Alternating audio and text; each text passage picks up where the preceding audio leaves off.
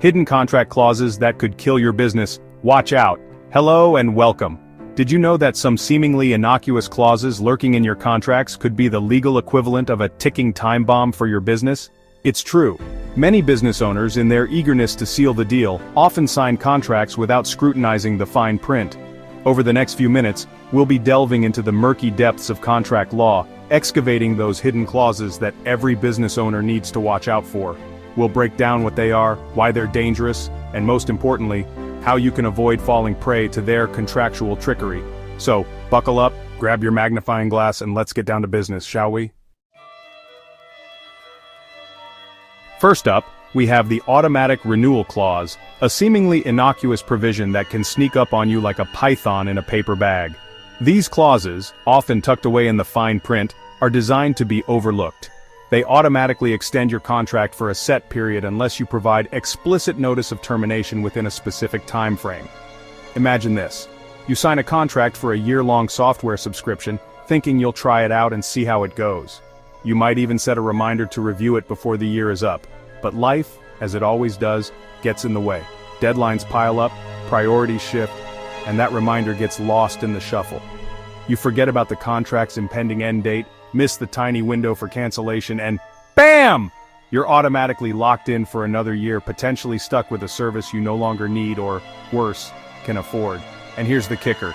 These automatic renewal clauses often come with hefty penalties for early termination. Now, how do you spot these sneaky serpents?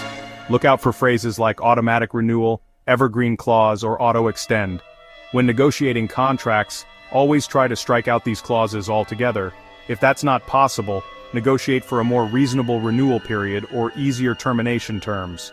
Be vigilant, read the fine print, and don't hesitate to ask for changes. Remember, your business's future might just depend on it. A little caution now can save a lot of trouble later. So, take the time to review every contract thoroughly. Your diligence today will protect your business tomorrow. Next on our contractual hit list, we have the indemnity clause, a legal minefield disguised as a harmless contractual provision. It's one of those clauses that can seem innocuous at first glance but can have far-reaching consequences.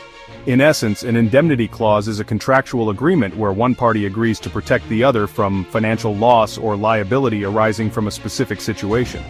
This might sound straightforward, but the devil is in the details. These clauses can be worded so broadly that you might find yourself financially liable for damages you didn't even cause. The language used can be so vague that it covers a wide range of scenarios, some of which you might not even anticipate. Imagine this. You hire a contractor to renovate your office space. Everything seems to be going smoothly, and you're excited about the new look. Unbeknownst to you, they cut corners on safety measures, and one of their employees gets injured on the job. This is a scenario no business owner wants to face. Now, because of a broadly worded indemnity clause in your contract, you could be held liable for the worker's medical bills, lost wages, and legal fees even though you weren't directly responsible for the accident. This could lead to significant financial strain and legal complications. So how do you navigate this legal quicksand? It's crucial to be proactive and vigilant. Firstly, be wary of contracts containing broad or unclear indemnity clauses. Always read the fine print and understand the implications. Try to limit the scope of the indemnity clause to only cover damages that are directly your fault. This can help mitigate potential risks. And if you're still unsure, seek legal advice from a professional who can help you navigate the treacherous waters of contractual indemnity. A legal expert can provide invaluable guidance and ensure that your interests are protected. Now, let's talk about the non-compete clause, a contractual provision that's as fun as it sounds, which is to say, not at all. This clause, often found in employment and business sale agreements, essentially prevents you from working for a competitor or starting a similar business within a specific geographical area and time frame after your contract ends. On the surface, it might seem reasonable. However, these clauses can be so restrictive that they essentially lock you out of your own industry, stifling your career growth and entrepreneurial ambitions. Imagine this. You've poured your heart and soul into building a successful online business for a company. You decide to move on, but your contract has a non-compete clause preventing you from working in the same industry for the next 5 years. So, how do you avoid becoming ensnared in this entrepreneurial straitjacket? Firstly, scrutinize any contract that includes a non-compete clause. Pay close attention to the scope of the restriction. If a non-compete clause seems overly broad or unreasonable, don't hesitate to push back and negotiate more favorable terms. Alright, let's talk about those termination and exit clauses. The contractual equivalent of trying to find the emergency exit in a labyrinth designed by M.C. Escher. These clauses are often the most overlooked yet crucial parts of any agreement. These clauses, often buried deep within the contractual jargon, dictate how either party can terminate the agreement and, more importantly, what happens when they do. They can be the difference between a smooth exit and a legal nightmare. Think of them as the terms and conditions of breaking up with your business partner, except instead of hurt feelings, you're dealing with potential financial ruin. The stakes are incredibly high and the consequences can be severe. Now, a well-drafted exit clause can be your saving grace, allowing you to gracefully bow out of a deal gone sour. It can provide a clear path to disengage without causing further damage to your business. But a poorly written one? That's a one-way ticket to Contractual Hotel California, where you can check out anytime you like, but you can never leave. You're stuck, entangled in a web of legal obligations.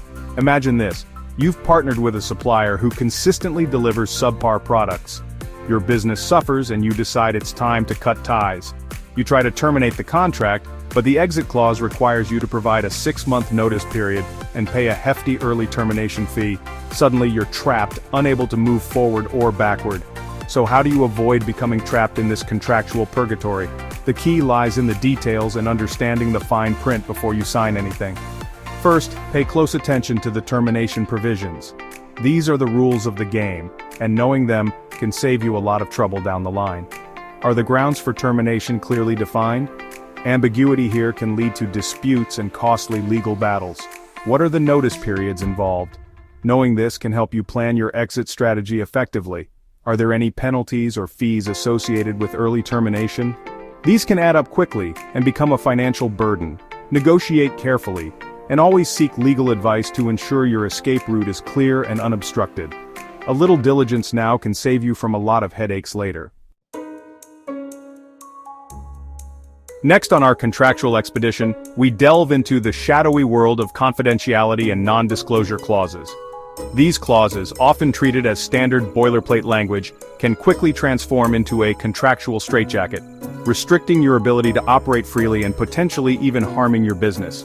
Imagine this. You're a tech startup developing a groundbreaking new app.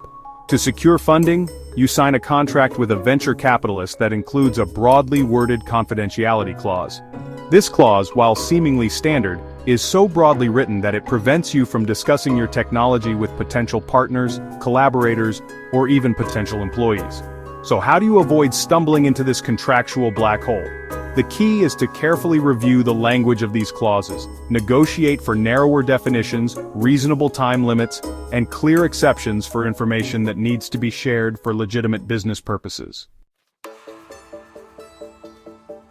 And finally, we arrive at the grand finale of our contractual horror show, liability and limitation of liability clauses.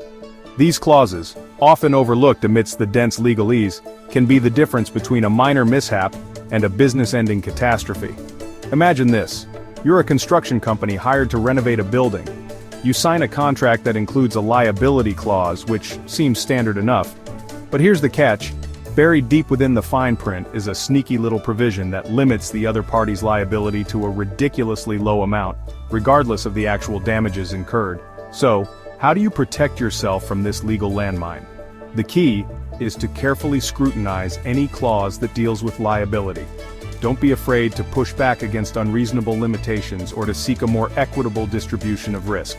And, as always, if you're unsure about the implications of a liability clause, consult with a legal professional to ensure your business is adequately protected.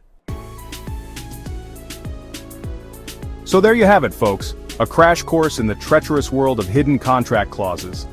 We've explored the dark underbelly of automatic renewals, navigated the legal quicksand of indemnity clauses, and dodged the entrepreneurial straitjacket of non-compete agreements.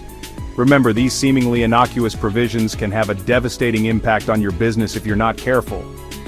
That's why it's crucial to read every contract thoroughly, understand the implications of every clause, and never be afraid to push back against unfair or unreasonable terms.